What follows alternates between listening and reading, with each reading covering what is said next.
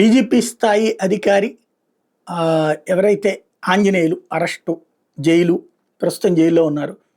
ఇక్కడ key point అలా ఏంటంటే బెయిల్ వస్తుందా? హైకోర్టులో బెయిల్ వేస్తారు.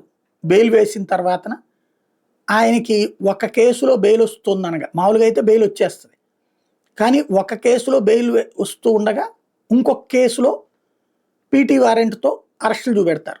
అందులో రఘురామకృష్ణరాజు పెట్టిన కేసు కావచ్చు, ఏపీపీఎస్సీ తరపున పెట్టించినటువంటి కేసు కావచ్చు. వీటి ద్వారా తద్వారా కనీసం కొన్ని రోజుల పాటు తన్ని జైల్లో ఉంచాలి. దీని అసలు ఉద్దేశం ఏంటంటే, గతంలో లోకేష్ పాదయాత్రను డిస్టర్బ్ చేయడానికి పోలీసులకి వెనక నుంచి నడిపించింది పిఎస్ఆర్ ఆంజనేయులనేటువంటి feeling. At the same time Chandrababu arrest వెనకాలన నడిపించిందంతా పిఎస్ఆర్ ఆంజనేయులేన అన్నటువంటిదే ఓ ఫీలింగ్. అది ప్రతి ఒక్క తెలుగుదేశం కార్యకర్తలో ఉన్నటువంటి ఫీలింగ్.